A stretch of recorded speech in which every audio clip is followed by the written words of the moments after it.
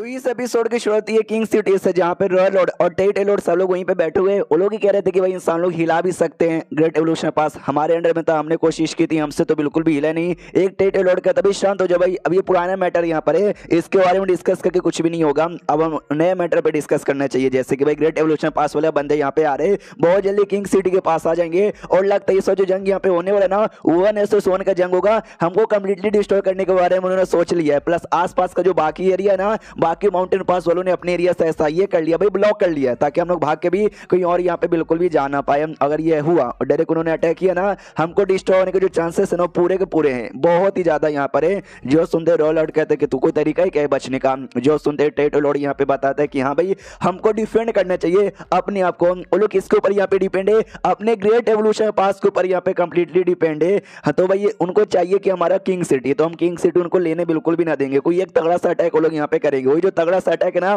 कुछ भी करना है हमको एक बार में यहाँ पे रोक लेना है। एक बार अगर हमने वो रोक लिया तो किंग सिटी सही सलामत रहेगा, बिल्कुल डिस्ट्रॉय नहीं होगा। जो सुंदर दूसरा कहता मगर कैसे रोकेगा, अगर रोकने के लिए हमको कुछ करना भी पड़ेगा तो हमको भारी कीमत चुकानी पड़ेगी, इतनी भारी कीमत कि हम सारे बंदों की मौत हो जाए। जो सुंदर ये भी कहता है कि अगर भारी कीमत चुकानी पड़ी, हम भारी कीमत यहाँ पे चुकाएंगे अपने रॉयल लॉर्ड के लिए। उसके बाद एक टेटे लॉर्ड रॉयल लॉर्ड से कहता है डिसाइड हमने कर लिया है, वो लोग अटैक करने आ रहे, कुछ भी हो जाए हमको अपने आप को डिफेंड यहाँ पे करने, इसलिए जितने भी टेटे लॉर्ड है, जितने भी 8वें रैंक के डिसाइपल है सबको भेजो, ताकि हम जो सिटी है ना सिटी की प्रोटेक्शन यहाँ पे कर पाए। जो सुनते ये भी कहते हो कि ठीक है कॉन्ग को कमांडर यहाँ पे बना दो, बाकी जो भी टेट लॉर्ड है इसके अंडर में जाओ, और जो भी ये बोलेगा ना इसकी बात यहाँ पे मानने का और डिफेंड यहाँ पे करने का। ये लोग कहते हैं ऐसे डिफेंड करेंगे अपनी सिटी को, एक बार डिफेंड कर ले, उसके बाद ये हमारे कुछ बिगाड़ नहीं पाएंगे। अब आते भाई इंसानों की ओर, जहाँ पे इंसानों के पास खबर आती है कि सुनो यार ये जो रॉयल लॉर्ड है ना, उसने अपने सारे बंदों को किंग सिटी का जो बॉर्डर है ना उस बॉर्डर पे लगा दिया, ताकि जैसे हम लोग आएंगे ना हमारे साथ वो लोग फाइट यहाँ पे करें। जियो सुनते शियांग कहते क्या वो लोग ऐसा करेंगे, मुझे लगा ना वो लोग भागने की कोशिश करेंगे, जैसे हम लोग अपने माउंटेन पास को हिला सकते हैं ना वैसे वो लोग भी अपने किंग सिटी को हिला सकते हैं। मुझे लगा शायद वो लोग भी अपने किंग सिटी को हिलाएंगे और दूर भागने की कोशिश यहाँ पे करेंगे, लेकिन नहीं, उन्होंने तो भैया अटैक करने के बारे में यहाँ पे सोचा है। कोई बात नहीं, हम भी तैयार यहाँ पे रहेंगे। 2 या 3 दिन और यहाँ पे बाकी था किंग सिटी में जाने के लिए, यान के भी देखते 2 या 3 दिन बाद ना मेन जंग यहाँ पे चालू हो जाएगा। उतने में एल्डर शाओ यहाँ पर आता है और आते कहते सुनो मेरी बात, या तुम जाओगे, तुम्हारा मुकाबला बाई चांस टेट लॉर्ड के साथ यहाँ पे हो जाएगा ना, तो अकेले फाइट यहाँ पे मत करना, क्योंकि तू 7वें रैंक का यहाँ पर है, मेरे को यहाँ पे बुला लेना, समझ गया। यान के भी कहता है समझ गया। मनी मन सोचता कि दुश्मनों के साइड में ना 70 या 80 टेट लॉर्ड यहाँ पर है, और उसके अलावा भी ना अलग से इंग डिसाइपल भी है 8वें रैंक के, और हमारे साइड भी ना 74 टोटल 8वें रैंक के बंदे, लेकिन उनमें से भाई बहुत सारे को चोट लगी हुई है। जो 40 ना 40 सही सलामत है, और खाली वो लोग यहाँ पे फाइट कर पाएंगे। उस हिसाब से देखा जाए तो कम से कम एक हमारे 8वें रैंक के बंदे को 2 टेट लॉर्ड के साथ यहाँ पे फाइट करना पड़ेगा, फिर तो दिक्कत हो जाएगा यार। मैं भी 7वें रैंक पे फाइट नहीं कर पाऊंगा, लेकिन मेरे ड्रैगन की पावर यहाँ पे बढ़ चुका है, अगर ड्रैगन की पावर यूज करूंगा ना, हाँ तो शायद 2 टाइट लॉर्ड को तो मैं संभाल यहाँ पे पाऊंगा। उतने में जो लड़की यहाँ पे थी भाई शायोकाई, जो कि अपने मोटे को लाइक करती है, और हमारा मोटा भी 7वें रैंक का हो चुका था, ये भी कहती है नो आप 7वें रैंक के यहाँ पे हो चुके हो, लेकिन तो भी अपना ध्यान रखिएगा, थोड़ा समझ रहे हो ना। ये भी कहती है मैं तो अपना ध्यान रखूंगा, तुम 6ठी रैंक की हो, बैटल में तुम मत आना। ये भी कहती है या मैं नहीं आऊंगी, मैं शिव के ऊपर यहाँ पे रहूंगी। उसके बाद फाइनली एक दिन का टाइम गुजरता है, ये लोग सिटी के बाहर आ जाते हैं, जहाँ पे जो मेन बैटल है ना, मेन बैटल चालू होने वाला है। यान के नोटिस करते हैं कि सिटी के जो बॉर्डर पर है ना ढेर सारे इंक लाइन के मेंबर यहाँ पर है, मिलियंस ऑफ मेंबर यहाँ पर है, लेकिन उनमें से कोई भी लो रैंक का यहाँ पे नहीं है। हमको मालूम है लो रैंक में ना 5वें रैंक के डिसाइपल आते हैं, यानी जो भी इंक लाइन के लोग हैं ना सब 5वें रैंक से कम यहाँ पर है। जाहिर सी बात हो, सब यहाँ पे बस मरने के लिए भेजा गया था कि लोग लड़ाई करे मरे, और हमारी जो पावर है लड़ते रहते कम यहाँ पे हो जाए। ये बड़े कमीने बड़े बड़े लोग हैं भाई इंक लाइन वाले, क्योंकि वो लोग अपने छोटे छोटे जो इंक लाइन के लोग हैं ना उनके जान के बारे में बिल्कुल परवाह नहीं करते और मरने के लिए आगे यहाँ पे छोड़ देते हैं। उसके बाद फाइनली अटैक हो जाता है दोनों के बीच में, काफी घंटों के लिए फिर कई दिनों के लिए जंग यहाँ पे चलता था।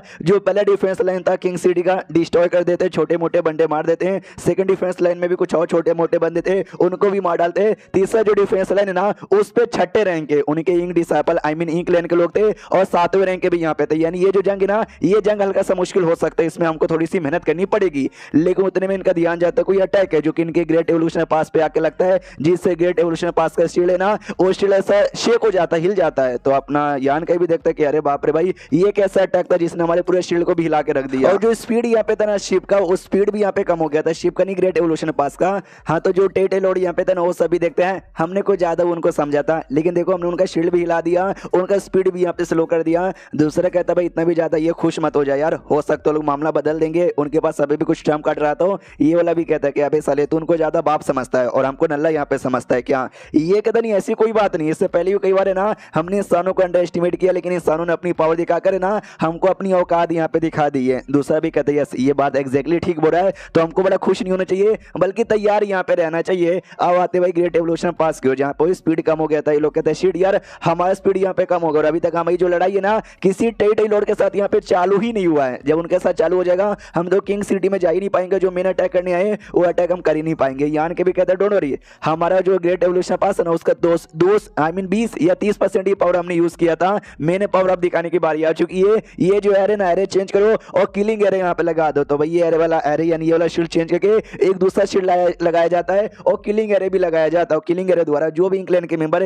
ग्रेट एवोल्यूशन के पास में आते हैं ना ऑटोमेटिक उनकी जान यहाँ पे निकलने लग जाती है। जो देख के दूसरा जो इंक्लैन वाला मेंबर था ना जिसको बड़ा एटीट्यूड था वो भी देखते कि अरे यार ये क्या हो गया, देखते देखते दूसरा जो कह भी रहा था मना भी कर रहा था कि एटीट्यूड मत दिखा, वो भी कहता भाई मैंने बोला था ना। कई बार इंसान लोग ऐसा ही करते हैं, एंड में कुछ ऐसा दिखाते हैं जो देख के हम लोग हिल जाए, और मुझे लग नहीं था उनका कोई किलिंग एरे भी रहेगा जो हमारे बंदों की जान ऐसे कद्दू जैसा निकालने लगेगा। तो दूसरा वाला टेटे लॉर्ड कहता है शिट भाई गद्दारी करबे, जो साथी लोग अटैक करो शील्ड की मां बहन करके यहाँ पे रख दो। तो ढेर सारे टेटे लॉर्ड भी खुद यहाँ पे जाते हैं और शील्ड को डिस्ट्रॉय करने लग जाते हैं। उतने में क्या बोलते हैं भाई अपनी एंसेस्टर और साथ में जो भी 8वें रैंक के बंदे ना उनको और महसूस होता है, यानी वो लोग आ चुके थे बचाने के लिए, वो लोग यहाँ पे बचाते हैं और जो भी इंग्लैंड के लोग जो शील्ड पे अटैक करे थे ना उनको दूर कर देते हैं। यान के भी देखते चलो भैया सेटर अपनी आ गई, 8वें रैंक के सारे बंदे आ गए, वो लोग बचा लेंगे तो कोई भी दिक्कत यहाँ पे नहीं होगा। रही बात किंग सिटी का, वो हमसे ज्यादा दूर यहाँ पे नहीं है, बहुत जल्दी हम लोग वहाँ पे पहुंचे जाएंगे। तो वहाँ पे धीरे धीरे पहुंचे जा रहे थे और इंग्लैंड के जो लोग वो भी नहीं रुक रहे, वो भी मतलब अटैक किए जा रहे और अपने जो इंक एनर्जी बार बार यूज करते हैं शील्ड पे अटैक करने के लिए। और जैसे शील्ड पे अटैक करते हैं ना इंक एनर्जी से